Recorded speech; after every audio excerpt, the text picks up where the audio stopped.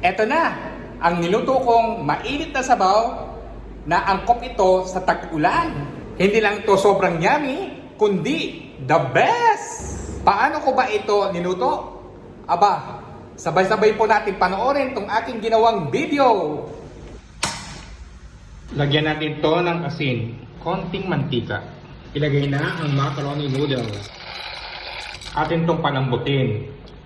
Ito pa ang mga ibang ingredients na ating gagamitin sa ating pagluluto ng pananghalian. Malapit na silang maluto, dapat half cook lang ang pagkaluto dito. Itong sabaw ng pinaglagaan, gagamitin natin yan hindi natin tatapon. Okay na sila at luto na. Ahanguin natin. I-rest muna natin yung macaroni noodles. Ito ang pinaglagaan ng macaroni noodles. Oil. Bawang. Lutuin natin ito hanggang maging golden brown. Ang sibuyas, damihan niyo ng sibuyas. Yun ang sikreto dito sa ating niluluto. Ating itong takpan para maluto ang ginisa. Ilagay na ang chicken. Lutuin natin itong chicken sa ginisa. Medyo sunog yung ating ginisa. Yan ang gusto ko para mapayamin pa natin yung ating niluluto. Lagyan natin ito ng asin. Isunod mo na ang paminta. Ating itong takpan para maluto ang manok sa ginisa.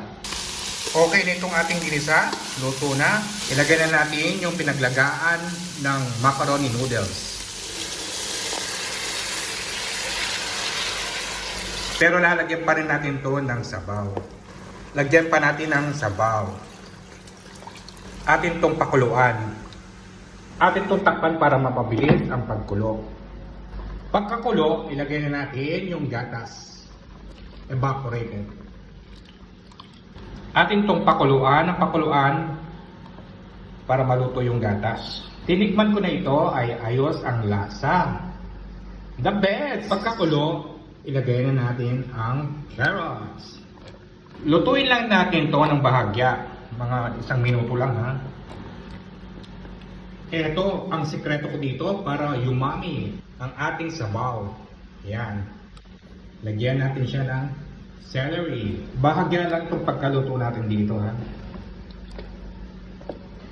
Ito rin ang pampayami dito sa ating niluluto. Ang green pepper. Hiwain lang ninyo sila ng maliliit. Bahagya lang ang pagkaluto nito ha. Kapag ito ay nakulo na, yun okay na yun. Luto na ang ating sabaw. At ready na po itong i-serve. Yummy! Kitams, napakadali lang lutuin, di ba? Magtimpla na tayo. Pagkatapos, ang sabaw. Bakit mo nga pala ito pinaghiwalay? Yung noodles at ang sabaw. Para po kapag ito ay lumamig, hindi lalamog yung mga noodles. Yun ang purpose doon. Sa amoy pa lang, nakagutom na talaga. Kaya excited na akong kumain para tikman ko na ito. Tara, saluhan po ninyo akong kumain para sa aking pananghalian ko for today. Salamat po at sana nasiyan po kayo sa ginawa kong vlog. Thank you for watching. Like and share. Follow me more and see ya. Ingat po kayo parate at enjoy lang.